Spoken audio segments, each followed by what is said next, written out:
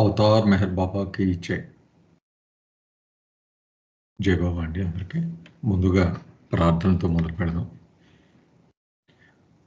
Beloved God, help us all to love you more and more and more and more and still yet more till we become worthy of union with you, and help us all to hold fast to Baba's daman till the very end. Avatar Meher బాబాకి ఇచ్చే జై బాబా అండి. మనం ఇప్పుడు reincarnation చాప్టర్లో ఉన్నామండి, part 4. ఇంకా దగ్గరికి వచ్చాము. బహుశా ఈ రోజు కానీ రేపటికి కానీ అయిపోతుంది.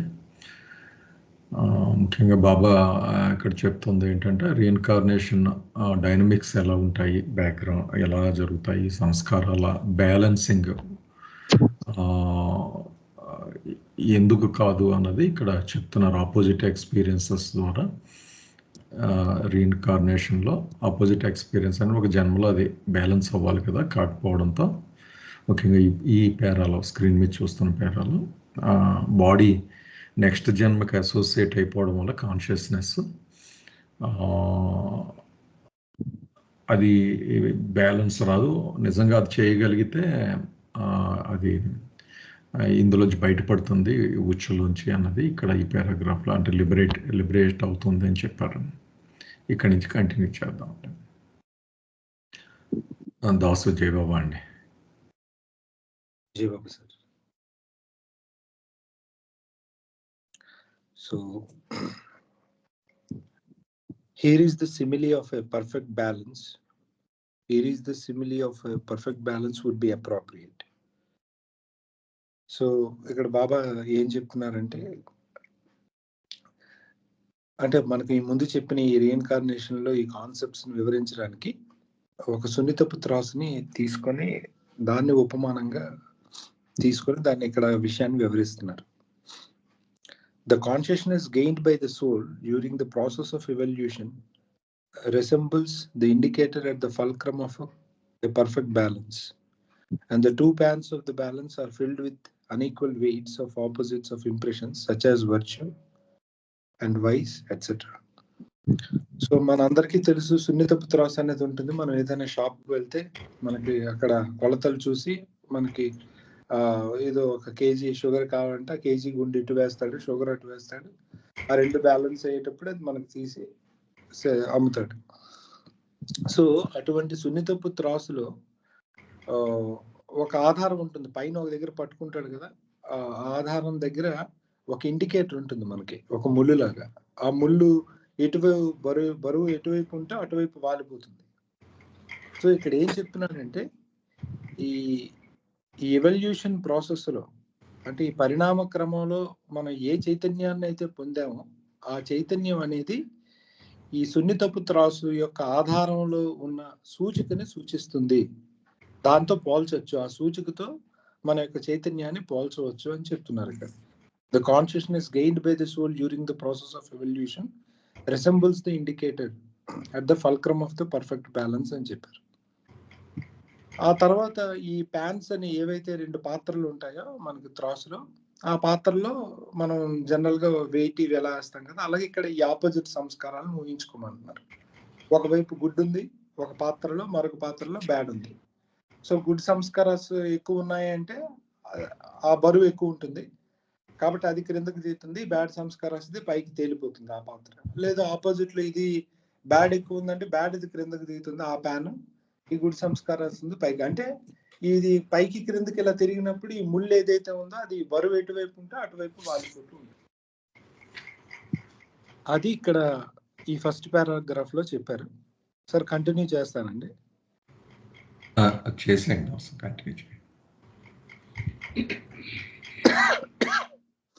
In this way, consciousness, acting like the indicator at the fulcrum, tries to gain equilibrium, which is impossible as long as there are in existence unequal impressions of opposites remaining to be experienced. అయితే ఈ చైతన్యం ఏదైతే ఆ యొక్క ఆధారం దగ్గర ఉన్న ఆ ముళ్ళుతో సూచించారు కదా ఈ చైతన్యాన్ని, ఆ చైతన్యం అనేది ఇండికేటర్ లా అంటే అది బ్యాలెన్స్ చేస్తూ ఉంటుంది. ఇప్పుడు అది ఏ రావాలి, ఆ ముళ్ళు అనేది అటో ఇటో వాలిపోయిందో అది మధ్యకి రావాలి కరెక్ట్గా. ఆ మధ్యలో ఉంటే రెండు సరి సమానంగా ఉన్నట్టు. రెండు పాత్రలో ఉన్న ఈ మంచి చెడులు పాప పుణ్యాలు ఏవైనా అనుకోండి ఆపోజిట్స్ మొత్తానికి, ఆ రెండు బ్యాలెన్స్ అయినట్టుగా అవుతుంది. అయితే అది బ్యాలెన్స్ చేయడానికి అది ప్రయత్నిస్తూ ఉంటుంది అనుభవాల ద్వారా. అనుభవం మనం పొందుతూ ఉంటే ఆ పాత్రలో ఉన్నటువంటి, ఇప్పుడు మంచి ఎక్కువగా ఉందనుకుంటే మంచి అనుభవాలు పొందుతూ ఉంటే ఆ మంచి తరిగిపోతూ దీనికి చెడుకి సమానం అవడానికి ప్రయత్నిస్తుంది. లేదు చెడు ఎక్కువగా ఉంటే చెడు సంస్కారాలని అనుభవించడం ద్వారా అది తగ్గిపోతూ మంచికి బ్యాలెన్స్ అవ్వడానికి, దాంతో సరి సమానం అవడానికి ప్రయత్నిస్తూ ఉంటుంది. So it is therefore that the gross consciousness of the soul constantly seeks to experience the predominant opposite impressions in order to gain a total equilibrium of the impressions of the opposites. So ఈ రకంగా మనకున్న చైతన్యం అప్పటికి ఏదైతే ఉందో అది స్థూల చైతన్యం. రీఇన్కార్నేషన్ ఫేజ్ లో మనందరికీ ఉండేటువంటి చైతన్యం స్థూల చైతన్యం, గ్రాస్ కాన్షియస్నెస్. సో ఆ ఈ స్థూల చైతన్యం ఏం చేస్తుంది, ఏ సంస్కారాలు అయితే ప్రబలంగా ఉన్నాయో ఆ సంస్కారాలను ద్వారా సమస్థితిలోకి తీసుకురావడానికి, అంటే ఆ రెండింటిని సమం చేయడానికి ప్రయత్నిస్తుంది. ఎలా అయితే మన యొక్క ఈ సునీత పుత్రాసు మనం ఏదైతే చూస్తామో తూకం వేసేది బయట, ఎలా అయితే ఒక వ్యాపారి ఆ రెండింటిని సమానం చేసి మనకు అమ్మడానికి ప్రయత్నిస్తాడు, అలాగే మన చైతన్యం కూడా ఈ రెండింటిని బ్యాలెన్స్ చేయడానికి ఏది ఎక్కువ ఉంటే వాటిని అనుభవిస్తూ రెండో దాంతో దాన్ని సరిసమానం చేయడానికి ప్రయత్నిస్తుంది. But the tragedy is this, that as soon as the gross consciousness of the soul tends to reach the 0 point of equilibrium by gradually experiencing the predominant opposite impressions, it so happens that the consciousness of the soul invariably gets too engrossed in experiencing the predominant opposite impressions and experiences them or exhausts them to such a degree that these predominant opposite impressions are now reduced to such a level that those impressions which were overbalanced by the original predominant opposite impressions now become predominant, and a great disturbance of balance or equipoise occurs. అయితే ఇక్కడ ఏమవుతుంది, so ఎప్పుడైతే ఈ సంస్కారాలను ఖర్చు పెట్టడానికి ప్రయత్నం చేస్తుందో, ఇప్పుడు మళ్ళీ అదే ఊహించుకోండి, మనకి ఏమవుతుందో, మార్కెట్లోకి వెళ్ళి ఏదో ఉల్లిపాయలు కొందాం అనుకున్నాం, 2 కేజీలు 5 కేజీలు ఉల్లిపాయలు. వాడు ఏం చేస్తాడు, ముందు గుండి ఇటు వేస్తాడు. ఇది అయితే ఇక్కడ ఒకటి మనం మార్చకుండా ఫిక్స్ చేసి ఉంచాడు. అలా కాకుండా మనం రెండింటి బ్యాలెన్స్ చేయాలనుకునేటప్పుడు ఒకటి ఎక్కువైపోతుంటుంది.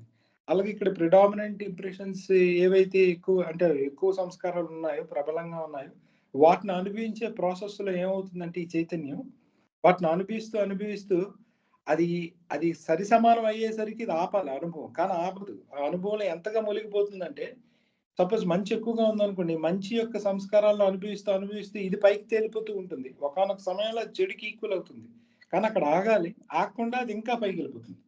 అంటే అప్పుడు ఏది ప్రిడామినెంట్ అయిపోయి, ఇంతవరకు మంచి ప్రిడామినెంట్ గా ఉన్నది కాస్త అనుభవాలు బాగా ఎక్కువైపోవడం చేత చెడు ప్రిడామినెంట్, అది చెడు వైపు బలం ఎక్కువైపోయింది, అది ఇటువైపు వాలిపోతుంది.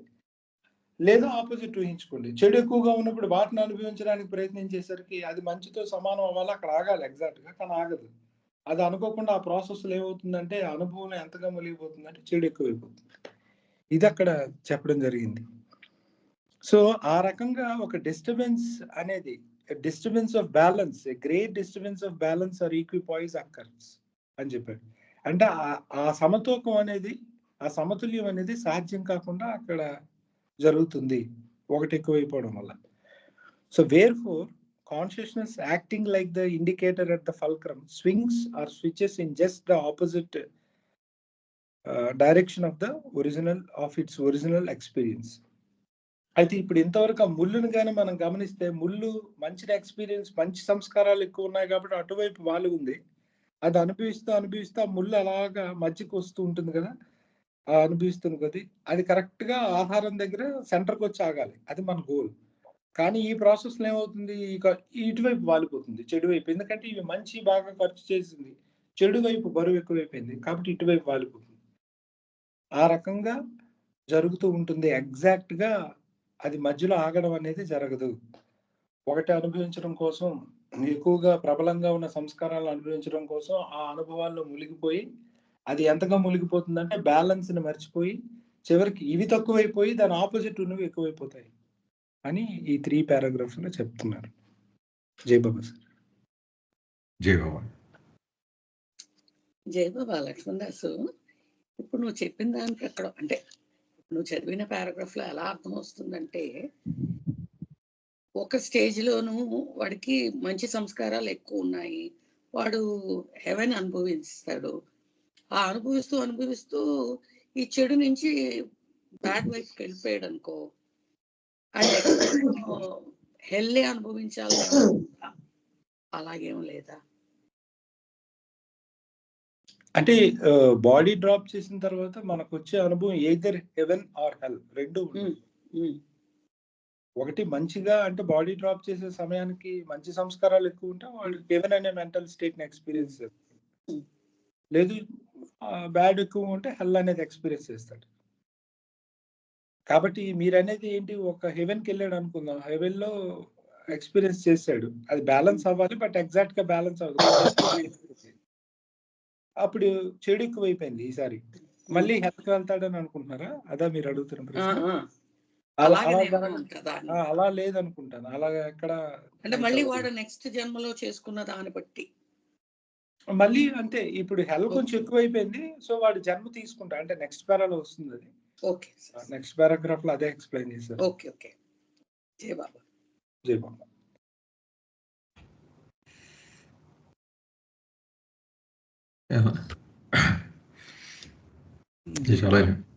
చెప్పండి. బేసిక్గా ఇప్పుడు ఆ బ్యాలెన్స్ అన్నప్పుడు న్యూట్రల్ దాటిపోతుంది కదండి. అంటే సపోజ్ ఎగ్జాంపుల్ మనం ఏదైనా కూరగాయలు తీసుకున్నా కూడా సపోజ్ లెఫ్ట్ సైడ్ ఉందనుకోండి 1 kgది, సపోజ్ మనం తూకం వేస్తున్నాము, రైట్ సైడ్ కొంచెం ఎక్కువైనా కూడా అంటే ఇది న్యూట్రల్ దాటిపోతుంది కదా. ఆ దాటినప్పుడు లాక్ అయ్యి అదే దైవానుగ్రహం అట్లా వస్తుందా, భగవత్ శాస్త్రం అట్లా వస్తుందా? అలా కాదంటారా?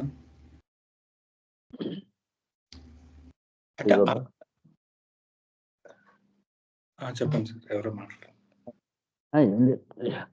అంటే ఇప్పుడు మనకి ఈ ఫల్క్రమ్ దీని ప్రకారంగా ఇప్పుడు హెల్ కానీ హెవెన్ కానీ ఎక్కువ ఉన్నప్పుడు ఆ హెవెన్ స్వర్గ స్థితులు అనుభవిస్తూ న్యూట్రల్కి వచ్చిన తర్వాత కూడా అందులోనే ఎంగ్రాస్ అయిపోయి అంటే మునిగిపోయి అది ఎక్కువ వాడేయడం వల్ల ఇది తగ్గిపోయి అది ఎక్కువ అయిపోయినట్టు అనిపిస్తుంది. సో ఇది తగ్గిపోయినప్పుడు మళ్ళీ అది మళ్ళీ వేరే బాడీ తీసుకొని మళ్ళీ ప్రజెంట్ దీంట్లో మళ్ళీ కొత్త సంస్కారాలు తీసుకుంటుంది. ఆ విధంగా అక్కడ ఇంబ్యాలెన్స్ అయినప్పుడు అది వేరే బాడీ తీసుకుంటుందని మనకి తెలుసు. అంతేగాని మళ్ళీ స్వర్గం అనిపించింది కదా అని మళ్ళీ ఆ నరక స్థితిలోకి వెళ్ళడం ఉండదు. ఇంబ్యాలెన్స్ అయినప్పుడు చెడు అయితే చెడు ఎక్కువైపోతే మంచి ఎక్కువ ఉండిపోతుంది, చెడు ఎక్కువ వాడేస్తే ఏదో ఒకటే అనుభవిస్తుందని నేను అనుకుంటున్నాను. అంతే, కరెక్ట్. బాడీ తీసుకునే ముందు అంతే. గోపీకృష్ణ గారు అర్థమైంది కదా అతను ఇచ్చిన ఎక్స్ప్లెనేషన్? అది నాకు అర్థమైంది సార్. అది బట్ మనం ఏంటంటే ఆ న్యూట్రల్ అనేది దాటిపోతున్నాం కదా. సపోజ్ 0 ఉందనుకోండి, ఇటు మైనస్ ఇటు ప్లస్ ఉంటుంది కదా. ఇప్పుడు ఏదైనా కూడా మనం న్యూట్రల్ దాటిపోతున్నాం, అది దాటినప్పుడు లాక్ అయిపోయి భగవత్ సాక్షాత్కారం పొందుతాము. అలా ఏముండదు అండి, అది ఎక్కడ ఆగుతుందో లేదని చెప్పారు బాబా. అంటే అలాగ అవ్వదు అని. అలాగ అవ్వదు. నేచర్ ఎలా అంటే మరి కొంచెం వివరణ కూడా ఉంది, వేరే పుస్తకాల్లో కూడా ఉన్నాయి బాబాకి సంబంధించి. ఏం చెప్పారంటే అది ఎగ్జాక్ట్ దగ్గర ఆగితే మీరు చెప్పింది జరగాలి, కానీ అలా జరగదంట. జరగదు. ఓకే, అలా జరగదు. ఇంకోటి ఏం చెప్పారంటే కాన్షియస్నెస్ పూర్తిగా ఇంకా కంప్లీట్ అవ్వలేదు, ఇందులో ఉన్నది కానీ ఇంకా ఫుల్ఫిల్ అవ్వడానికి ఇంకా ఎన్నో జన్మలు తీసుకోవాలి కాబట్టి అది అక్కడ బ్యాలెన్స్ అవ్వదు. అది అయితే ఒకవేళ మనిషి బాడీ డ్రాప్ చేసిన తర్వాత ఎగ్జాక్ట్ గా గుడ్ అండ్ బ్యాడ్ గానీ బ్యాలెన్స్ అయి ఉన్నాయనుకోండి, బాడీ డ్రాప్ చేసే టైంకి వారికి లిబరేషన్ వస్తుందని చెప్పారు బాబా. కానీ అలా జరగదండి జనరల్ గా లైఫ్ లో కూడా. బట్ ఒకవేళ అలా ఉంటే వాడికి ఇమ్మీడియట్ గా వాడికి లిబరేషన్ మోక్షం వస్తుంది అని చెప్పారు. గాడ్ రియలైజేషన్ కాదు, లిబరేషన్ వస్తుంది అన్నారు. ఎప్పుడు బాడీ డ్రాప్ చేసిన తర్వాత కానీ ఈక్వల్ గా మోస్ట్లీ ఉండవంట. ఉండలేనప్పుడు ఏది ప్రిడామినెంట్ గా ఉంటే దానికి సంబంధించిన మెంటల్ స్టేట్ ను వాడు ఎక్స్పీరియన్స్ చేస్తాడు. అది గుడ్ అయితే హెవెన్, బ్యాడ్ అయితే హెల్. అక్కడ కూడా బ్యాలెన్స్ ఎగ్జాక్ట్ గా అవ్వదంట. ఎగ్జాక్ట్ గా బ్యాలెన్స్ అయ్యేటట్టుగా అది ఆ ఎక్స్పీరియన్స్ లో మునిగిపోగానే న్యాచురల్ గా ఎక్కడో దగ్గర ఇంబ్యాలెన్స్ వచ్చినప్పుడే అది బయటకు వస్తాడంట. బ్యాలెన్స్ వచ్చేసరికి బయటకు వచ్చేస్తే అక్కడ లిబరేషన్ వచ్చేస్తుంది. కానీ అలా రాదు అని చెప్పారు బాబా. అంటే కంటిన్యూస్ గా 2 times కూడా కంటిన్యూస్ గా గుడ్ అనేది ఎక్కువ ఉండవచ్చు, కంటిన్యూస్ గా బ్యాడ్ కూడా ఎక్కువ ఉండవచ్చు. ఛాన్సెస్ ఉన్నాయి కదా సార్ అలా? 2 times అంటే సపోజ్ ఈ జన్మలో ఉన్నాము, బాడీ డ్రాప్ అయింది, నెక్స్ట్ జన్మ అంటే ఈ జన్మలో మనము గుడ్ ఎక్కువ చేసుకున్నాము, నెక్స్ట్ బర్త్ లో అదే హెవెన్కి వెళ్తాము. అక్కడ కూడా మళ్ళీ గుడ్ ఎక్కువ ఉంటే మళ్ళీ నెక్స్ట్ దాంట్లో కూడా మళ్ళీ హెవెన్కి వెళ్తాం. అలా ఉంటుంది కదా సార్? అలా ఉండొచ్చు. మరి వాడు ఏం చేస్తాడో వచ్చే జన్మలో మనకు తెలియదు కదా. అదే, ఓకే సార్. జయబాబా, అయితే నాకు ఇలా అనిపిస్తుంది, ఎంతవరకు కరెక్ట్ తెలీదు. ఇప్పుడు ఈ జన్మలో నేను మంచి సంస్కారాలు ఎక్కువ ఉన్నాయి, చెడు సంస్కారాలు తక్కువ ఉన్నాయి. సో నేను హెవెన్కి వెళ్ళాను, అంటే చనిపోయే టైంకి హెవెన్కి వెళ్ళాను. అక్కడ అనుభవిస్తూ ఈ తాదాప్యంతో బ్యాడ్ వైపుకి వెళ్ళిపోయింది. అంటే నా నెక్స్ట్ జన్మ, నా నెక్స్ట్ రూపం ఈ బ్యాడ్ ని బట్టే వస్తుంది కదా? అంటే మోస్ట్లీ బ్యాడ్ ఓరియంటెడ్ గా మీకు కొంచెం బ్యాడ్ ఎక్కువ ఉంది కాబట్టి ఆ థాట్స్ కానీ ఆ ఎమోషన్ యాక్షన్ కానీ ఆ ఓరియంటెడ్ గా ఉంటాయి. సో నా బ్యాలెన్స్ స్టార్ట్ అయ్యేది అక్కడ బ్యాడ్ దాంతోనే స్టార్ట్ అవుతుంది. అంటే కొంచెం బ్యాడ్ అనేది ఎక్కువగా కనిపిస్తూ ఉంటుంది ఆ లైఫ్ లో. బాబా రూపం దాన్ని బట్టే కదా వస్తుంది. అంటే రూపం అంటే సారీ హ్యూమన్ అదే నా అకౌంట్ అక్కడి నుంచి స్టార్ట్ అవుతుంది, అంతేనా? రిమైనింగ్ ఏవైతే ఉండిపోయాయి, అయితే మీ దాంట్లో గుడ్ కూడా ఉన్నాయి కదా. ఇప్పుడు అయిపోలేదు కదా. అదే ముందు పారాగ్రాఫ్స్ నుండి చెప్తున్నారు. లెట్స్ సే ఇది ఒక 40 ఉంది, అది ఒక 60 ఉంది అనుకోండి. 60 గుడ్ ఉంది, 40 బ్యాడ్ ఉంది. మీరు ఏం చేస్తారు అంటే ఆ వ్యక్తి, చనిపోయిన వ్యక్తి స్వర్గం అనే మానసిక స్థితిని అనుభవిస్తూ 60ని 40 తెచ్చుకోవాలి, ఇది గోల్. బట్ ఆ 40 తెచ్చుకోవడంలో అది 40 దగ్గర ఆగదట, ఏ 38 దగ్గర 37 దగ్గర అవుతుంది. లెట్స్ సే అంటే ఇంకా కొంచెం దిగిపోతుంది.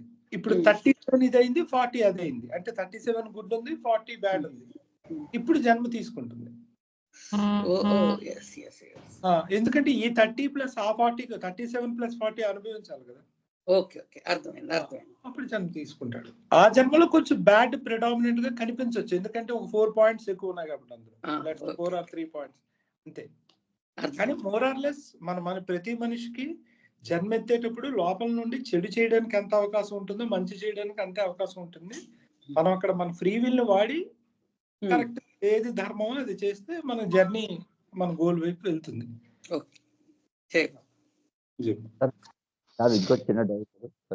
ఇప్పుడు 2 ఈక్వల్ అయినప్పుడు లిబరేషన్ కి ఛాన్స్ ఉందని చాలా రేర్ గా జరుగుతుందని బాబా చెప్పారు అన్నారు కదా. అది గ్రాస్ లెవెల్లో అవుతుందా? అది ఈవెన్ అంటే మెంటల్ సబ్టిల్ మెంటల్ ప్లేన్స్ దాటకుండా, అనుభవాలు దాటకుండా కూడా లిబరేషన్ రావచ్చా? దాటకుండా రావచ్చండి, అలాగే చెప్పారు. కాకపోతే మోస్ట్లీ అలా అవ్వదని కూడా చెప్పారు.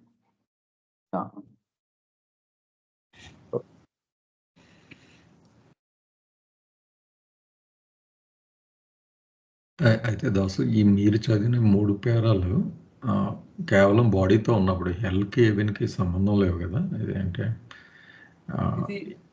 హెవెన్ అండ్ హెల్ అని చెప్పినట్టుగానే ఉందండి. ఎందుకంటే నేను మరి ముందు పారాగ్రాఫ్స్ చదివి తర్వాత చదివి బాడీతో ఉన్నప్పుడు అంటే అదే చనిపోయిన తర్వాత.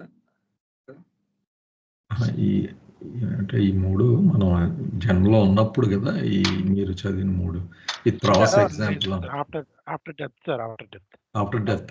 ఓకే, ఇన్కార్నేషన్ ప్రాసెస్ లో ఉన్నాం మనం. ఓకే, ఇన్కార్నేషన్ లో ఆఫ్టర్ డెత్ లో ఈ సిమిలీ అప్లై అవుతుందా? అవునండి. జీవితం గురించే మాట్లాడుతున్నారండి. ఓకే, ఇంకా అక్కడే ఉన్నామండి. Okay okay. ముందు కూడా అవే అయ్యాయి మనకు లాస్ట్.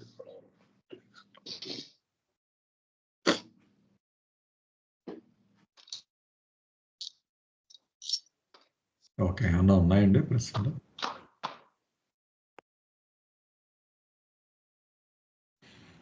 సార్ మీరు సమప్ చేయండి సార్.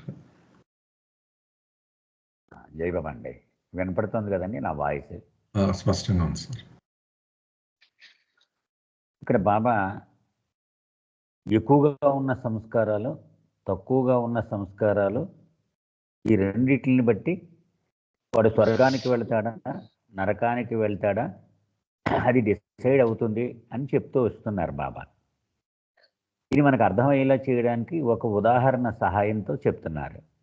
ఒక తక్కెడ, మనం సామాన్లు కొంటాం కదండి, ఒక కేజీ యాపిల్స్ కొన్నాం అనుకోండి, అది ఉదాహరణ చెప్తున్నారు. ఓ పక్క రాయి ఉంటుంది, ఓ పక్క వస్తువులు ఉంటాయి. ఉదాహరణకి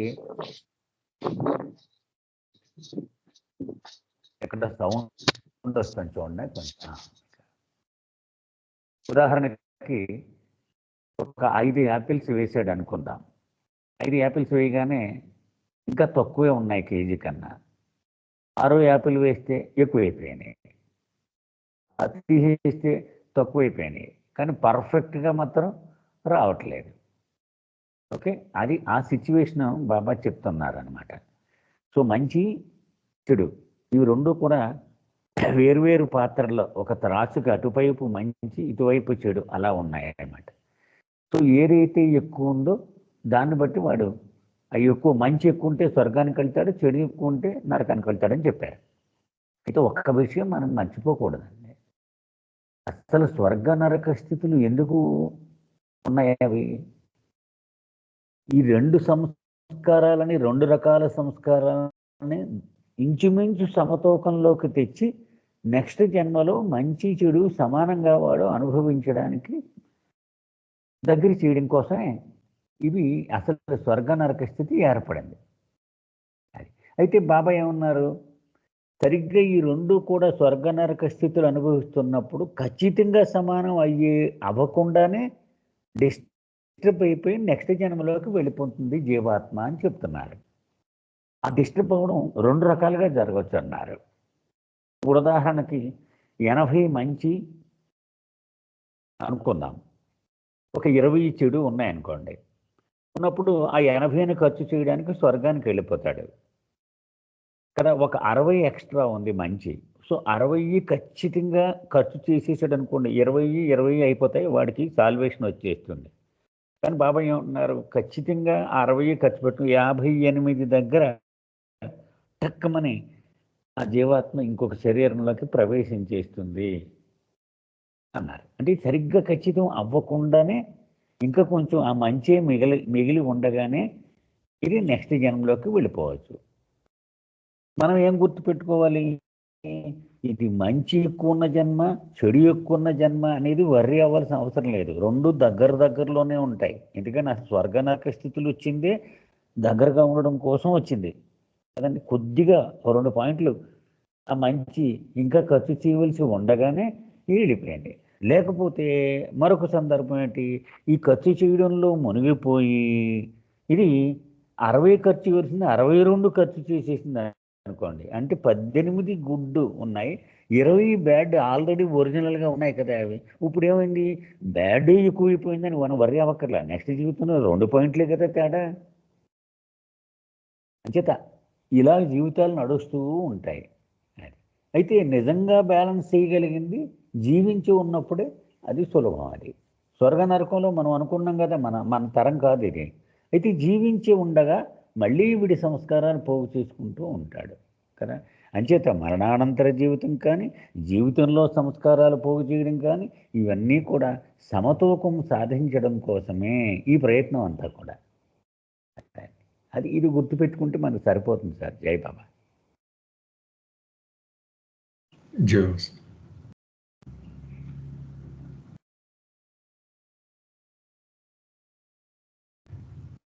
ఏమైనా ఉన్నాయండి ప్రశ్నలు? అయితే మరొక విషయం ఏం చెప్తున్నారంటే, యాక్చువల్గా చైతన్యము మానవ రూపం, మొదటి మానవ రూపం రాగానే పూర్తి అయిపోయిందండి. అయితే చైతన్యం పూర్తి అవ్వలేదు అని మనం అనుకోకూడదు. ఇక్కడ చైతన్యం అయితే 100% పూర్తి అయిపోయింది.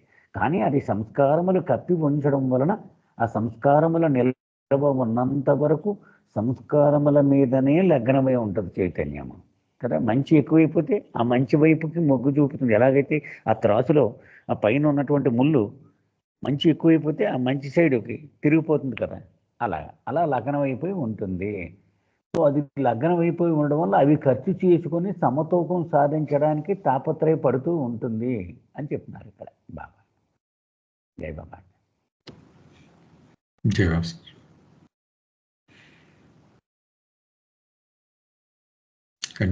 కంటిన్యూ చేద్దామండి. సంతోష్. జై బాబా. జై బాబా. వినిపిస్తుంది సార్ వాయిస్? క్లియర్గా ఉందండి. అయితే ఇంతవరకు మనం డిస్కస్ చేసుకున్నట్టు ఈ చైతన్యం అనేది ఈ ఆపోజిట్ సంస్కారాలను వ్యతిరేకంగా ఉన్నటువంటి సంస్కారాలను సమతూకానికి తెచ్చే ప్రయత్నం ఎప్పుడు చేస్తూ ఉంటుంది. మరణానంతర జీవితంలో కూడా, అంటే స్వర్గ నరక స్థితులు, ఆ మానసిక స్థితిలో అనుభవించేటప్పుడు ఈ సంస్కారాల యొక్క బ్యాలెన్స్ చేసే ప్రక్రియలో అది ఎంతగా మునిగిపోతుందంటే ఆ బ్యాలెన్స్ సమస్థితికి దాటిపోయి కూడా వెళ్ళిపోతుంది అని అంతవరకు చదువుకున్నాం కదండి. దాని continuation. It is at this juncture that the consciousness of the soul turns towards the experience of the newly predominant opposite impressions through another human form. అయితే ఈ స్వర్గ నరక స్థితులలో ఏవైతే ప్రబలంగా ఉన్నాయో ఆ సంస్కారాన్ని అనుభవిస్తూ ఆ సమస్తూక స్థితిని చేరుకొని కూడా ఇంకా ఆ ప్రబలంగా ఉన్నటువంటి సంస్కారాన్ని ఖర్చు చేసేస్తుంది అని అనుకున్నాం కదా. దానికి మనం ఎగ్జాంపుల్ కూడా డిస్కస్ చేసాం. ఆ ఇంచుమించు సమస్తూకం అంటే రెండవది, అంటే ఒకదానితో పోలిస్తే రెండవది కొంచెం ఎక్కువ అవ్వచ్చు లేదా తక్కువ అవ్వచ్చు. అయితే ప్రబలంగా ఉన్న వాటిని ఖర్చు పెట్టేస్తూ ఉంది కాబట్టి ఆ ప్రబలంగా ఉన్నవి కాస్త ఇప్పుడు కొంచెం వీక్ అయిపోతాయి అన్నమాట. ఆ టైం రాగానే వెంటనే అది చైతన్యం అనేది మరొక హ్యూమన్ ఫామ్ ని తీసుకుంటుంది అని చెప్తున్నారు. A human being takes form or birth as a medium to satisfy the demanding needs of the consciousness of the soul, which now seeks to exhaust or spend or experience the more predominant opposite impressions. అయితే ఎప్పుడైతే మానవ రూపం తీసుకుందో లేదా మానవ జన్మను తీసుకుందో అది ఒక మాధ్యమంగా పనిచేస్తుంది. అది పనిచేస్తూ చైతన్యానికి, ఆత్మ యొక్క చైతన్యానికి ఏ రకంగా ఈ మానవ రూపం సహకరిస్తుంది అంటే, అప్పటి వరకు ఈ ప్రబలంగా ఉన్నటువంటి సంస్కారాలు ఏవైతే ఉన్నాయో ఆ సంస్కారాలని ఖర్చు చేయడం లేదా ఖాళీ చేయడం కోసం ఈ మానవ రూపం అనేది దానికి సహకరిస్తుందని చెప్తున్నారు. It is but natural that the predominant qualities manifested now by this human soul will be in accordance with the predominant opposite impressions, of which this new human form is but the mold.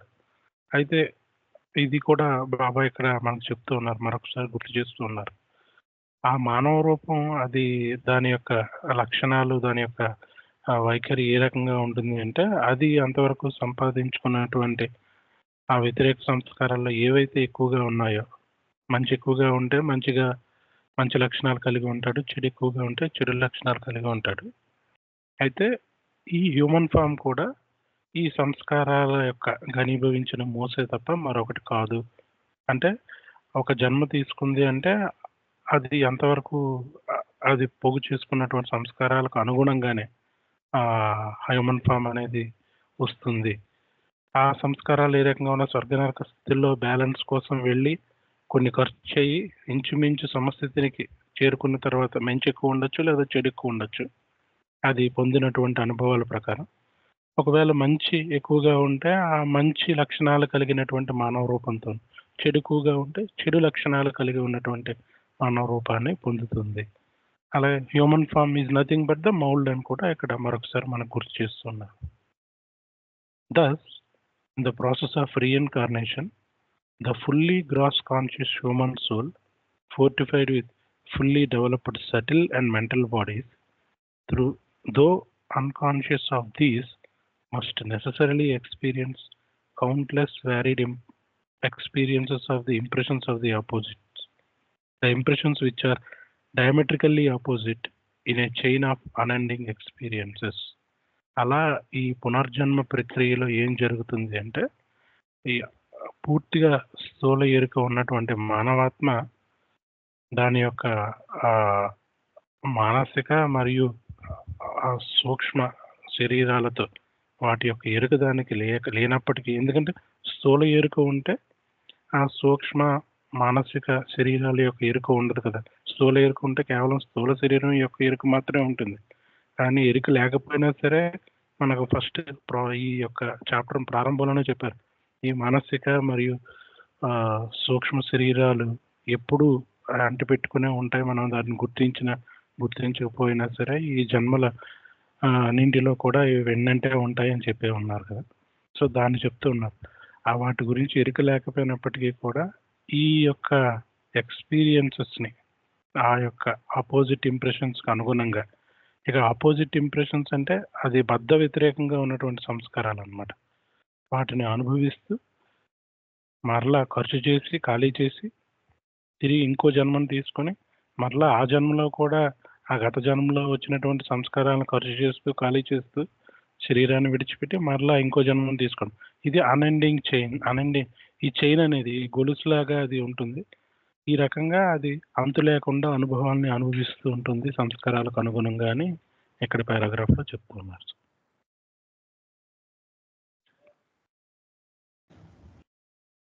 ఎవరైనా నేను add చేద్దాం, discuss చేద్దాం.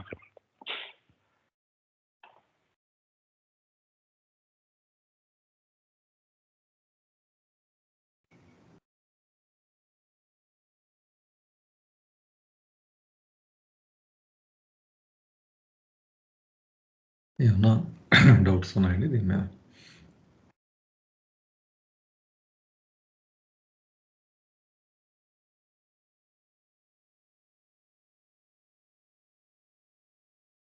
సంతోష్, ఒక question అండి. అంటే diagonally opposite అన్నారు కదా. ఇప్పుడు మంచి సంస్కారాలు ఎక్కువ ఉండి, ఇందాక చెప్పుకున్న ఎగ్జాంపుల్లో 42 మంచి 40 చెడ్డవి ఉన్నాయి అనుకుంటే, అటు పాయింట్స్ మంచి ఉంది కనుక దానికి ఆపోజిట్ డయాగ్నల్ అంటే ఈ మౌల్డ్ నెక్స్ట్ వచ్చే దేహం బాడీ ఫామ్లో చెడ్డ చేసే తత్వం ఉంటుందన్న ఆపోజిట్ అని. ఎందుకంటే దాన్ని మంచి న్యూట్రలైజ్ చేసి మళ్ళీ ఈక్వల్ చేయాలంటే ఆ 2 పాయింట్స్ చెడ్డ చేయాలన్నా ఏంటి న్యూట్రలైజ్ అంతే? అంటే అలా అని మౌల్డ్ గురించి చెప్పలేదు అనుకుంటా సార్. ఈ పారాగ్రాఫ్లో ఆపోజిట్ ఇంప్రెషన్స్ని ఎక్స్పీరియన్స్ చేస్తూ ఈ అన్ఎండింగ్ చైన్ అనేది, చైన్ ఆఫ్ అన్ఎండింగ్ ఎక్స్పీరియన్స్ నడుస్తూ ఉంటుంది అని చెప్తూ ఉన్నాడు సార్. అలా నాకు అర్థమైంది. మౌల్డ్ అనేది కేవలం ముందు పారాగ్రాఫ్ వరకే చెప్పినట్టున్నారు సార్. అంటే ఇది జస్ట్ సమ్మరైజ్ చేస్తున్నట్టు అనిపిస్తుంది సార్ నాకు. అంటే దేహం తీసుకునేటప్పుడు ఆ మౌల్డ్ అనే పదం వాడు, అంటే కొత్తగా దేహం తీసుకున్నప్పుడు ఏ సంస్కారాలు అయితే ప్రబలంగా ఉన్నాయో దాన్ని బట్టి దేహం తీసుకుంటుంది అన్నట్టు అప్పుడు చెప్పారు. సబ్సిక్వెంట్గా ఏంటంటే ఆ ఎక్కువ సంస్కారాలు వాడుకుంటూ మళ్ళీ కొత్త సంస్కారాలు సృష్టించుకుంటూ ఈ పరిణామ క్రమంలో ఈ జన్మలు తీసుకుంటుంది అన్నట్టుగా కంటిన్యూ చేస్తున్నట్టు అనిపిస్తుంది. మౌల్డ్ అని వాడిన చోట కూడా ఆపోజిట్ వాడారు, predominant opposite impressions. Opposite impressions పరస్పర విరుద్ధమైన సంస్కారములు అంటే మంచి చెడు ఒక్కటే కదండి అపోజిట్. ఎందుకంటే చాలా పారామీటర్స్ ఉన్నాయి కదా అపోజిట్కి. పండితుడు పామరుడు, పురుషుడు స్త్రీ, బలవంతుడు బలహీనుడు కదండి. పండితుడు పామరుడు. సో 84 లక్షల జన్మలు అన్నారు కదా. కరెక్ట్. ఒక్కొక్క పారామీటర్లో మళ్ళీ బోత్ ఎండ్స్ ఉంటాయి. గుడ్ అనేటువంటిది ఒక పర్టికులర్ పారామీటర్ అది కదండి. అలా అలా సో ఇవన్నీ కంప్లీట్ అవ్వాలి. ఇవన్నీ మళ్ళీ మనం వెళ్తే ఆబ్జెక్టివ్ ఆఫ్ రీఇన్కార్నేషన్ ఏంటి? అవి to loosen the reel of sanskaras, దాన్ని షేక్ చేసి దాన్ని అన్వైండింగ్కి రెడీగా తయారు చేయడం దాన్ని కదా. అది తయారు చేయడానికి అటు నుంచి ఇటు స్వింగ్, ఇటు నుంచి అటు స్వింగ్, ఇలా ఇలా ఇలా ఇలా ఇలా ఈ అనుభవాలు అయ్యేటప్పుడు now ready for the reel of sanskaras is now ready for unwinding అన్నమాట. దానికి రెడీ చేయడం కోసం ఇదంతా అని చెప్పుకుంటూ వస్తున్నారు Baba. The chain of unending experiences అలా నడుస్తూ ఉంటుంది.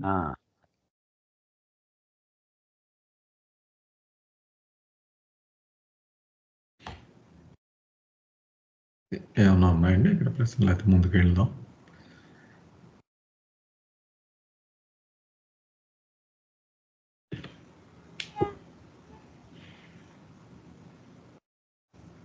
చాలా సీరియస్ టాపిక్ ఏనండి, అందరూ అందుకే సీరియస్గా థింక్ చేస్తున్నారు బహుశా.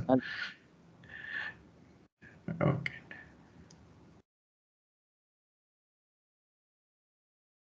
గజలక్ష్మి గారు ఉన్నారమ్మా?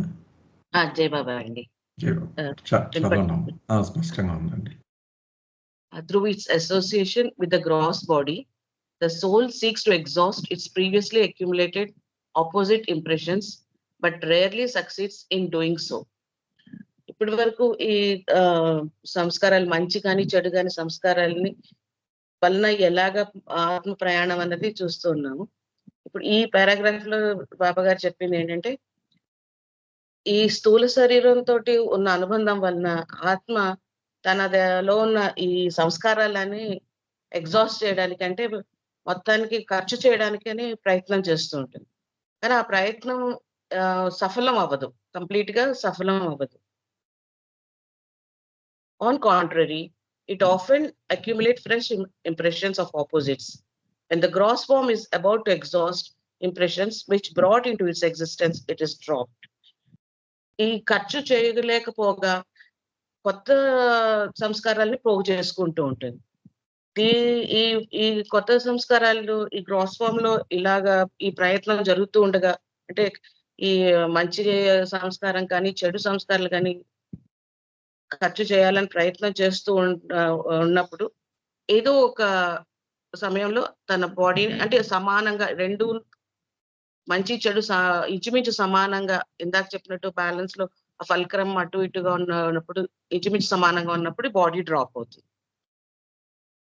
The residual opposite impressions lead the soul to heaven or hell in accordance with the predominance of virtue or vice.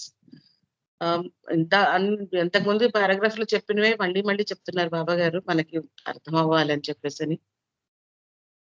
ఈ ఏవైతే మిగిలిపోయాయో, మంచి సంస్కారాలు మిగిలిపోతే హెవెన్ కి, చెడు సంస్కారాలు మిగిలిపోతే హెల్ కి వెళ్తాము అని చెప్తున్నారు. అంటే ఈ మిగిలిపోయిన వ్యతిరేక సంస్కారాలను బట్టి, వాటి సద్గుణం లేదా దుర్గుణం యొక్క ప్రబలం వలన ఆత్మన స్వర్గానికి కానీ నరకానికి కానీ దారితీస్తుంది. In discarnate existence also, all opposite impressions seek to be exhausted through the subjective experiencing of vivified impressions. ఇక్కడ ఒక్కటి ఇది అర్థం అవ్వలేదండి. ఇన్ డిస్కార్నెట్ ఎగ్జిస్టెన్స్ అంటే ఈ బాడీ డ్రాప్ చేస్తే మరణానంతర జీవితంలో కూడా, అంటే స్వర్గ నరక స్థితుల అనుభవంలో కూడా ఓకే, అలాంటి టైంలో కూడా ఈ వ్యతిరేకమైన సంస్కారాలు ఏవైతే ఎగ్జాస్ట్ అవ్వాలి అంటే ఖర్చు చేసేయాలన్న ప్రయత్నంలో ఉంటుందో అవి ఇట్లా అయినా అసలు అర్థమే కాలేదు సార్ నాకు. నాగేశ్వర గారికి వచ్చి చెప్పండి సార్ ఇది. మరి అక్కడ బాబా చెప్పేది అంటే సబ్జెక్టివ్ ఎక్స్పీరియన్స్ అని అన్నారండి. అంటే హలో చెప్పండి సార్. ఇప్పుడు మనం జీవించి ఉండగా మనకు అనేక పాత్రలు ఉంటాయి మన అనుభవంలో కదండి. మన చుట్టూ ఒక సమాజం ఉంది, ఒక సమూహంలో మనం నడుస్తూ ఉంటాం మనం కదా. దట్ ఈస్ ఆబ్జెక్టివ్ ఎక్స్పీరియన్స్ అనుకున్నాం. మరణానంతర జీవితంలో నేను ఒక్కడనే ఉంటాను ఆ పాత్రలో. స్వర్గం అనుభవించేటప్పుడు కానీ నరకం అనుభవించేటప్పుడు ఇంకెవడూ ఉండడు, నేను ఒక్కడనే నడుస్తూ ఉంటుంది ఆ అనుభవం అంతా. అది సబ్జెక్టివ్ ఎక్స్పీరియన్స్ అన్నారు. అంటే వీడు శరీరంలో ఉండి జీవితం సాగిస్తున్నప్పుడు ఇంచుమించు ఆ సమతూకం సాధించడానికి అవకాశం ఉంది. ఇంకా అయిపోద్ది. ఇంకొక 2 నెలలు గడిస్తే ఈ జీవించి ఉంటే సమతూకం వచ్చేస్తానంటే ఇప్పుడు టక్మని వాడు చనిపోతాడు. చనిపోయి మళ్ళీ కొత్త శరీరం కొత్త జన్మలోకి వెళ్ళిపోతాడు. సో అక్కడ ఈ సమతూకం జరగకుండా అడ్డం అయిపోయింది. పోనీ Okay. స్వర్గ నరక స్థితుల్లో అదన్నా సాధిద్దాం, ఇక్కడే ఇదే జరుగుతుంది. వాడు స్వర్గాన్నన్నా ఎక్కువ అనిపించేస్తున్నాడు, నరకాన్నన్నా ఎక్కువ అనిపించేస్తున్నాడు. అనిపించేసి ఇక్కడ కూడా ఆ సమతూకం జరగకుండానే మళ్ళీ కొత్త జన్మలోకి వెళ్ళిపోతున్నాడు. అది బాబా చెప్తున్నారు. క్షమించాలండి, నేను పూర్తిగా చెప్పలేకపోయాను. కంటిన్యూ చేస్తాను. పర్వాలేదమ్మా. But even here, in the state of heaven or hell, the equipoise of expressionless is generally approximated but missed, and the residual predominant opposite impressions goad the consciousness of the soul to associate with a new gross medium. ఈ స్వర్గ నరక state లో కూడా అంటే ఈ వ్యక్తిగతమైన అనుభవాలతోటి సంస్కారాలను తొలగించడానికి ప్రయత్నం చేస్తున్న స్టేట్ లో కూడా ఈక్విపోయిస్ ఆఫ్ ఎక్స్ప్రెషన్లెస్ ఇస్ జనరల్లీ అప్రాక్సిమేటెడ్. అంటే ఈ సమతూకం అనేది మాక్సిమం చేయడానికని ప్రయత్నం జరుగుతుంటుంది, కానీ అది తప్పిపోతుంది. అంటే ఎప్పటికీ అది సమానం అవ్వదు. మంచి కానీ చెడు కానీ ఒకవైపుకి మొగ్గు చూపుతూ ఉంటుంది. అండ్ ద రెసిడ్యువల్ ప్రెడామినెంట్ ఆపోజిట్, ఏదైతే ఈ ప్రధానంగా ఉందో ఈ ఆపోజిట్ అనేది మంచిగా ప్రధానంగా ఉంటే మంచి ఇంప్రెషన్, లేదా చెడు ప్రధానంగా ఉంటే చెడు ఇంప్రెషన్. కాన్షియస్నెస్ ని అంటే చైతన్యాన్ని అనుసంధానం చేస్తుంది. చైతన్యాన్ని ముందుకు పురుగొల్పుతూ ఉంటుంది. ఆత్మని ఇంకొక జన్మ తీసుకోవడానికి ఇంకొక మీడియం ని వెతకడం కోసమని పురిగొల్పుతూ ఉంటుంది. Complete equipoise is locking in death as well as in birth. ఈ సమతూకం అనేది ఫల్క్రం ఎప్పటికీ కూడాను అటు జన్మలో ఉన్నప్పుడు కానీ, ప్రాణం ఉన్నప్పుడు కానీ, చనిపోయిన తర్వాత కానీ కూడాను ఇది ఎప్పుడు కూడాను సరి సమానంగా అంటే మంచి చెడులో ఒక సరి సమానంగా ఉండటం అనేది ఎప్పటికీ జరగట్లేదు. అయితే మంచి ఎక్కువగానే ఉండొచ్చు, లేదా చెడు ఎక్కువగానే ఉండొచ్చు. It can only be achieved in the gross world. అంటే ఈ సమతుల్యము ఆఫ్టర్ డెత్ అంటే హెవెన్ అండ్ హెల్ స్టేట్ లో సాధించడం అనేది చాలా కష్టము. గ్రాస్ వరల్డ్ అంటే మనం బ్రతికి ఉండగానే మన సంస్కారాలను ఖర్చు చేసుకునే విధానంలో మనం వీటిని ఒక సమానత్వాన్ని తెచ్చుకోవడానికి అవకాశం ఉంటుంది. Therefore, an endless chain of lives in the gross sphere is sustained by residual impressions until consciousness succeeds in getting established in impressionless equipoise. ఈ విధంగా ఈ గ్రాస్ వరల్డ్ లో మిగిలిపోయిన సంస్కారాలను బట్టి హెవెన్ ఆర్ హెల్ కి వెళ్ళడం, అక్కడ సమతుల్యం సాధించడానికి ప్రయత్నం జరగడం, ఆ ప్రయత్నంలో మళ్ళీ జన్మించడం, ఈ చైన్ ఆఫ్ లైఫ్స్ ఇది ఇలాగా నిరంతరంగా సాగుతూనే ఉంటుంది. ఎప్పటి వరకు అయితే ఈ రెసిడ్యువల్ ఇంప్రెషన్స్ అంటే ఏవైతే సంస్కారాలు మిగిలిపోతూ ఉంటాయో ఆ మిగిలిపోతున్నంత వరకు కూడాను ఈ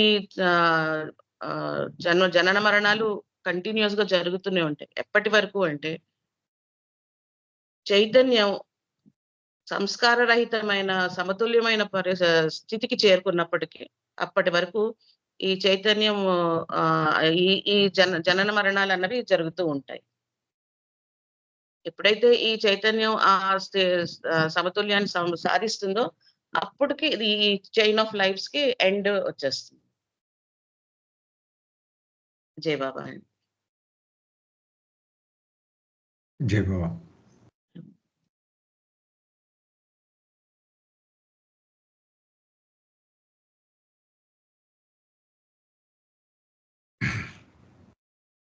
ఏమైనా ఉన్నాయండి ప్రశ్నలు? మీ 3 పేరాలు మీద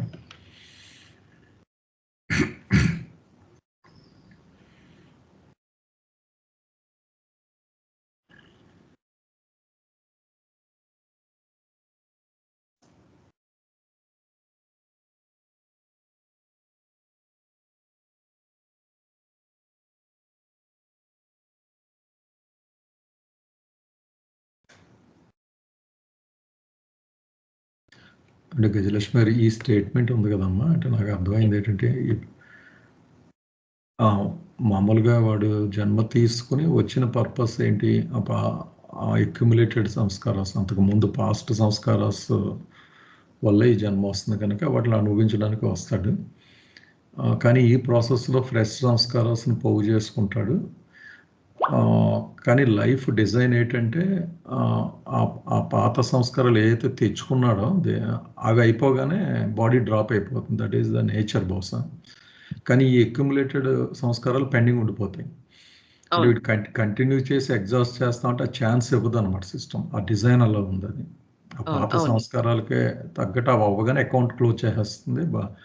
బాడీలో ఈ రెసిడ్యువల్ ఉండిపోతాయి. ఇక్కడ గెయిన్ చేసుకుని ఫ్రెష్ అని హైలైట్ చేశారు కదా అక్కడ. అందుకని మళ్ళీ ప్రాసెస్ రిపీట్స్ అనమాట. అలా అనిపించింది.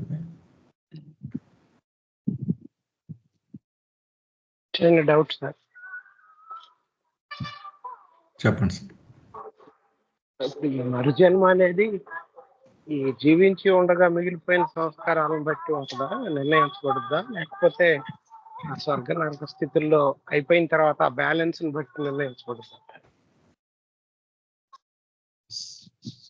ఏదైనా స్వర్గ నరక స్థితిలో జీవించి ఉండగా ఏవైతే ఉన్నాయో వాటిని ఖర్చు చేయడానికి హెవెన్ అండ్ హెల్ స్టేట్ లో మనము మిగిలి ఖర్చు అవ్వబోతున్నాయి. అది అయిన తర్వాత ఇంకా ఏమి మిగిలిపోయాయో దాన్ని బట్టే మళ్ళీ జన్మలో ఆ సంస్కారాలను ఖర్చు చేయడానికి దానికి అనుగుణంగానే మనం జన్మిస్తాం కదండి. ఇప్పుడు బ్రతికి ఉండగా ఏవైతే మిగిలిపోయాయో అవి ఈ స్టేట్ లో ఖర్చు అయిపోతున్నాయి కదా. హెవెన్ అండ్ హెల్ స్టేట్ లో ఖర్చు అయిపోతున్నాయి. స్వర్గ నరకం స్టేట్ లో ఖర్చు కాగా మిగిలిపోయినవే మళ్ళీ మనం పునర్జన్మకి అవకాశం కలిగిస్తుంది. ఇప్పుడు ప్రశ్న అడిగారు కదండి, నాకు అర్థమైంది ఏంటంటే ఒకే జీవాత్మ శరీరం దాల్చి జీవించి ఉన్నప్పుడు పోగు చేసుకోవడం, ఖర్చు చేయడం జరుగుతుంది. అదే జీవాత్మ మరణానంతరము మళ్ళీ వాటిని సమతూకం చేయడానికి ప్రయత్నం చేస్తోంది. ఇది జీవించి ఉన్నప్పుడు జరిగేది అదే, మరణానంతర జీవితంలోనూ జరిగేది అదే. మరణానంతర జీవితం అనేది జీవించి ఉన్నప్పుడు వీడి సమతూకం సాధించలేకపోయాడు కాబట్టి ఎక్కడైనా మరొకసారి ప్రయత్నం చేద్దామని మళ్ళీ స్వర్గ నరక స్థితులు కూడా పెట్టాడు భగవంతుడు. సో ఇక్కడ ఫెయిల్ అవుతున్నాడు, అక్కడ ఫెయిల్ అవుతున్నాడు అని ఇక్కడ బాబా చెప్తున్నారండి. Okay sir. అంటే సార్ ఆయన ప్రశ్న అండి, ఈ నెక్స్ట్ జన్మ అనేది ఫామ్ తీసుకునేది ఏ స్వర్గ నరకాలు బ్యాలెన్స్ తర్వాత వచ్చే సంస్కారాలను బట్టి అవుతుందా, లేకపోతే బాడీ డ్రాప్ చేసేటప్పుడు ఉన్న సంస్కారాలను బట్టి వస్తుందా? నేను అదే చెప్తున్నాను సార్, అదే ఆన్సర్ చేసేదే. ఎందుకంటే ఇప్పుడు జీవించి ఉన్నప్పుడు మిగిలిన సంస్కారాలు ఉన్నాయి, అవే స్వర్గ నరక స్థితుల్లో కంటిన్యూ అవుతున్నాయి. అదే వేరే జీవితం, ఇదొక వేరే జీవితం కాదండి. కంటిన్యూటీ అని చెప్తున్నారు. కంటిన్యూటీ నడుస్తుంది కదా. ఇక్కడ ఇప్పుడు చూడండి, 80-20 తోటి వీడు చనిపోయాడు అనుకుందాం. 80 మంచి సంస్కారాలు అనుకుందాం. స్వర్గంలోకి వెళ్ళాడు. దాన్ని 22-20 చేసుకున్నాడు. ఆ 22-20 తోటి నెక్స్ట్ జన్మ మొదలవుతుంది. కంటిన్యూస్ ప్రాసెస్సే కదండి. అర్థమైంది సార్, అర్థమైంది. అయితే ఇక్కడ ఇంకొక చిన్నది కంటిన్యూషన్.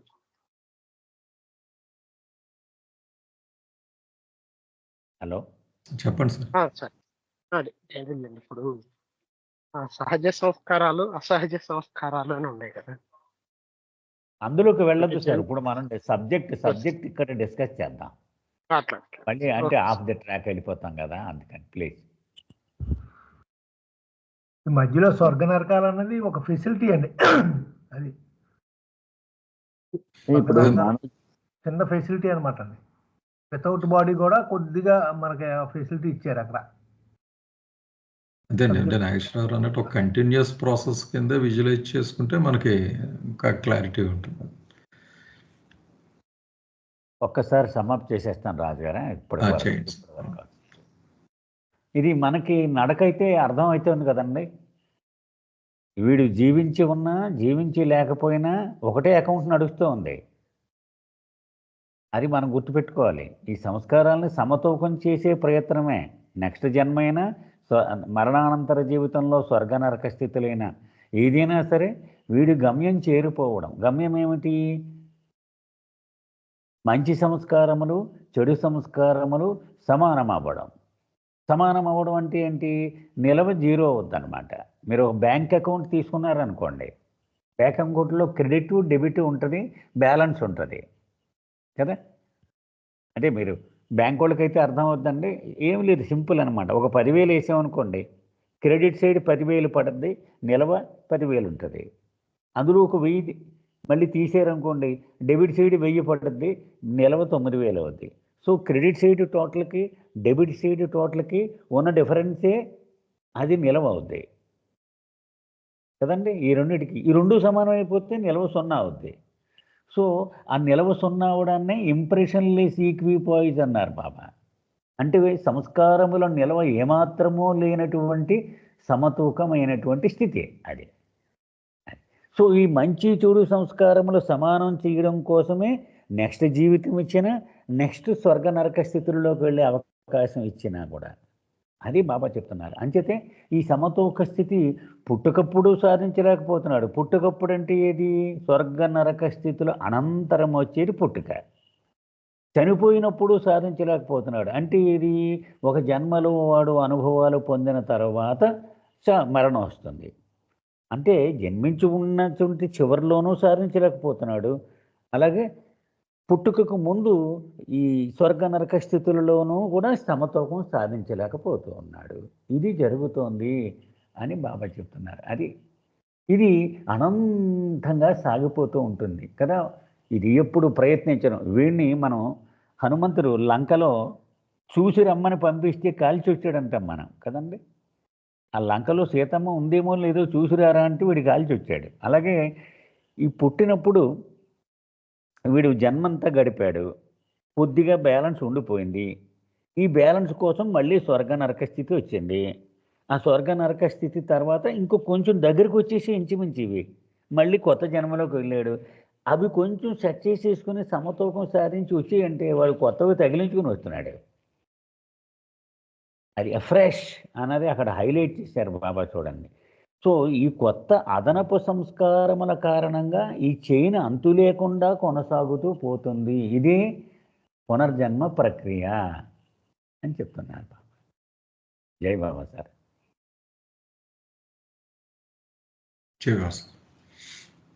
సార్ ఇప్పుడు ఈ హ్యూమన్ బాడీ తీసుకున్నప్పుడు అనుభవించే ఈ చెడు మంచి చెడులు స్వర్గ స్థితిలో ఉన్నది అనుభవించేది తేడా ఉంది కదండి. అంటే అక్కడ ఎక్స్ట్రీమ్గా ఉంటుంది అన్నట్టుగా మనం చెప్పుకున్నాం. అదే లేనప్పుడు మనం హ్యూమన్ బాడీలోనే కంటిన్యూ అవ్వచ్చు అసలు. ఇప్పుడు హ్యూమన్ బాడీకి కొన్ని పరిమితులు ఉన్నాయి. ఒక లెవెల్ ఆఫ్ సఫరింగ్ వరకే తట్టుకోగలదు, ఒక లెవెల్ ఆఫ్ హ్యాపీనెస్నే తట్టుకోగలదు ఈ స్థూల శరీరం కదా. ఇప్పుడు నీకు వాడికి 100 కోట్లు నీకు లాటరీ వచ్చిందంటే వాడు గుండె చచ్చిపోతాడు వాడే. ఎందుకంటే వాడి స్థూల శరీరానికి ఒక లిమిట్ వరకే హ్యాపీనెస్ని భరించగలడు కదా. సో స్వర్గ నరక స్థితులు వెళ్ళేటప్పుడు స్థూల శరీరం లేదు కాబట్టి ఎంత లెవెల్ స్ట్రెచ్ చేసేసినా అది తట్టుకుని ఆ దుఃఖాన్ని కానీ ఆనందాన్ని కానీ భరించగలదు. అంటే అది కూడా మళ్ళీ మన మీద సానుభూతితోటే భగవంతుడు క్రియేట్ చేశాడు కదా. సో అక్కడ జరిగేది ఈ సమతూకం చేయడానికి ప్రయత్నమే, ఇక్కడ జరిగేది అదే. ఓకే, జై బాబా. జై బాబా. జై బాబు సార్, ఇంకొక చిన్న క్లారిటీ సార్.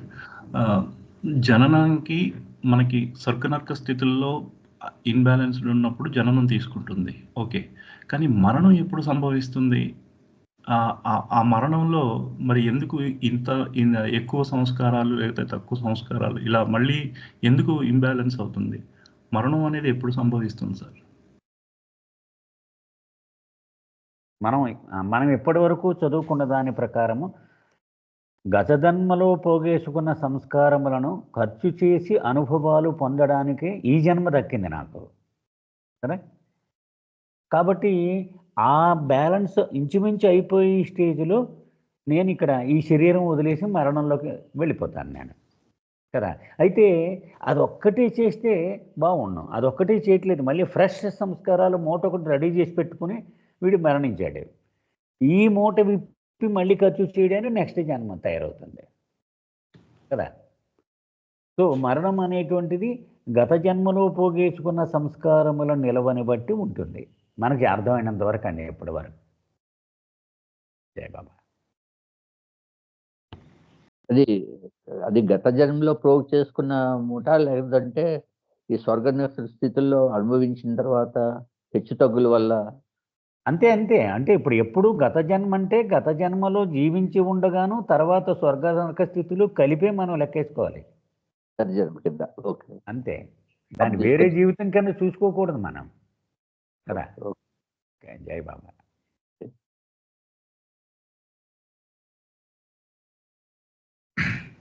జై బాబా. జై బాబా. ఒక 4 minutes ఉందండి. అదే పద్మిని గారు, అదే నెక్స్ట్ అయితే నెక్స్ట్ రేపు డిస్కస్ చేద్దామండి. ఏమన్నా ప్రశ్నలు ఉంటే ఒకసారి ఏమన్నా అడిద్దాం, లేదా క్లోజ్ చేసేద్దామండి.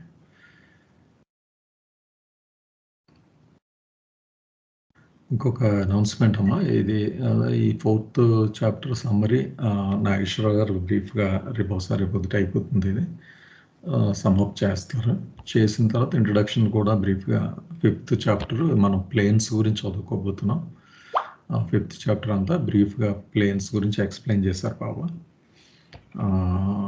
ఇది ఐడియా అండి. అది బహుశా రేపు డిస్కస్ చేద్దాం. అది అయితే ఇప్పుడు దాకా ఈ రీఇన్కార్నేషన్ మీద ఏమన్నా సందేహాలు ఉన్నాయండి? మనకి 2-3 minutes ఉంది, డిస్కస్ చేద్దాం, లేదంటే క్లోజ్ చేద్దాం కాదు. చిన్న డౌట్ సార్. ఇప్పుడు అంటే ఈ పునర్జన్మలోని సంస్కారాన్ని పోగు చేసుకుంటుంది కదా సార్. అంటే ఇప్పుడు ఆ సంస్కారాలు అనేవి ఒక్క ఈ జన్మలోనే ఉంటాయా, లేకపోతే ఇంతకు ముందు ఆ బ్యాలెన్స్ దీంట్లో ఉండి కంబైన్డ్ అయి ఉంటాయా సార్ నెక్స్ట్ జన్మ తీసుకునేటప్పుడు? ఏ జన్మకు ఆ జన్మ సంస్కారాలే అక్కడ బ్యాలెన్స్ చేయడం అవుతుందా, లేకపోతే అది క్యారీ ఫార్వర్డ్ అయినటువంటి ఆ సంస్కారాలతో కలిపి ఉంటాయి సార్?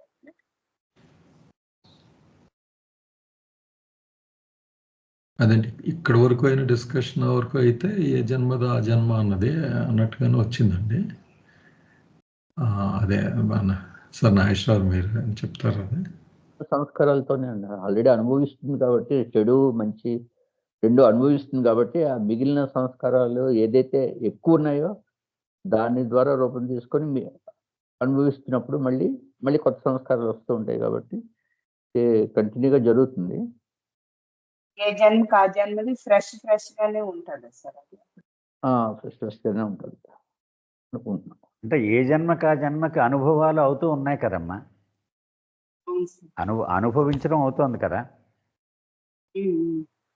ఆ అనుభవాల ద్వారా ఇవి ఖర్చు చేసుకుంటూ పోతున్నాం కదండి. అది అంచేత అది కంటిన్యూస్గానే నడుస్తూ ఉంటుంది కదండి. ఇప్పుడు మానవ జన్మ ఎత్తిన తర్వాత ప్రతి 2 జన్మలకి మధ్యలో స్వర్గ నరక స్థితులు వస్తున్నాయి కదా. అలాగే జీవితంలో కూడా ఈ ఖర్చు అవుతున్నాయి, స్వర్గ నరక స్థితుల్లో కూడా ఖర్చు అవుతున్నాయి. సో ఈ జీవితం యొక్క ఎక్స్టెన్షన్గానే చూద్దాం ఈ జనన మరణాలు, ఈ స్వర్గ నరక స్థితులు. అంచేత అవి అలా నడుస్తూనే ఉంటాయి కదండి. కంటిన్యూస్ ప్రాసెస్ కంటే మనం తీసుకుంటే సరిపోద్ది అన్నమాట. ప్రోగ్రెసివ్ ఫిగర్ అంటాం, అంటే కంటిన్యూస్గా నడుస్తూ ఉంటుంది అది అలాగా. జై బాబా.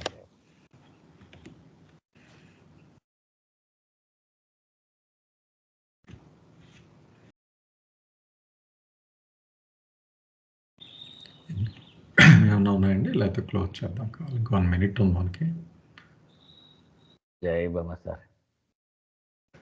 జై బాబా సార్. జై బాబా. జై బాబా. అవతార్ మెహర్ బాబాకి జై బాబా అండి. రేపు కలుద్దాం మళ్ళీ. జై బాబా. జై బాబా అండి అందరికీ.